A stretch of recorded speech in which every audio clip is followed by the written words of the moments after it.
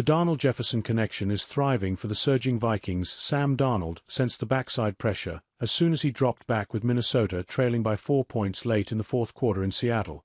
So he moved into a safe space in the pocket and did precisely what the Vikings would prefer him to do with the game on the line. He threw the ball down the field to Justin Jefferson. The perfectly placed throw near the sideline beat double coverage for a 39-yard touchdown that put the Vikings back in front with 3:51 remaining in a 27-24 victory over the Seahawks on Sunday. "It was a great call," said Jefferson, who had 10 receptions for 144 yards and 2 scores, all season highs.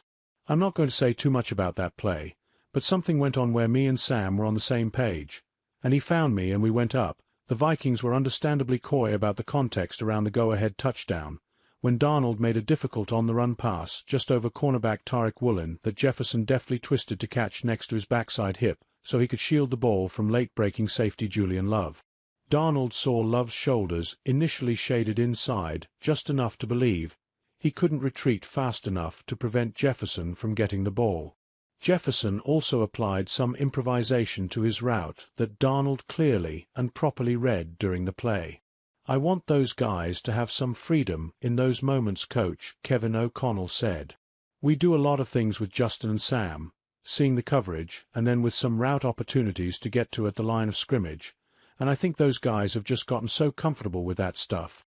Darnold's long-delayed breakout performance under O'Connell has been one of the stories of the NFL this season. One that wouldn't have unfolded as neatly for the 3rd overall pick in the 2018 draft without such synergy between him and his superstar wide receiver.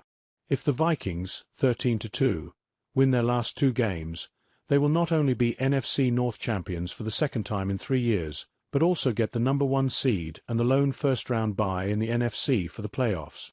"Every single game we're finding different ways to overcome adversity, overcome the different stuff defenses have thrown towards us," Jefferson said. "Sam has done a great job being a leader." What's working?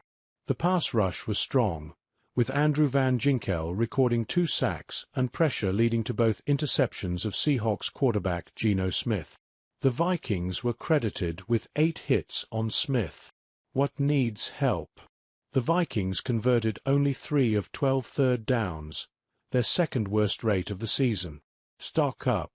Theo Jackson, who saw significant playing time at safety with Harrison Smith out, had the game-sealing interception with 49 seconds left. Stock down. Tight end Josh Oliver has played 47% of the snaps the last 2 games, his 2 lowest usage rates of the season. He dropped the only pass he was thrown on Sunday. Injury report. The defense ought to get a big boost this week with the expected return of the 13-year veteran Smith from his first absence in 2 years when he was sidelined at Seattle with a foot injury.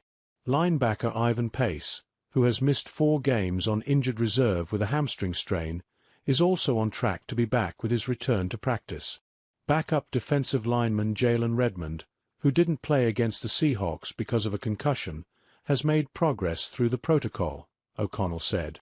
Backup cornerback Fabian Moreau, who was inactive at Seattle with a hip injury, will continue to be evaluated throughout the week. Key number: 13.6%. That's the third down conversion allowance rate for the Vikings over the last 2 games, with Chicago and Seattle combining to go just 3 for 22. The Vikings rank second in the NFL in third down defense at 33.7% for the season, and also rank second on fourth down at 36.7%. Up next, the Vikings host Green Bay on Sunday, with the kickoff moved to the late afternoon showcase spot on Fox.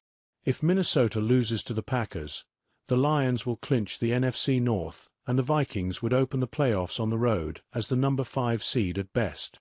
Even if the Lions were to lose at San Francisco on Monday night, the Vikings would need to win at Detroit on January 5 to take the division title.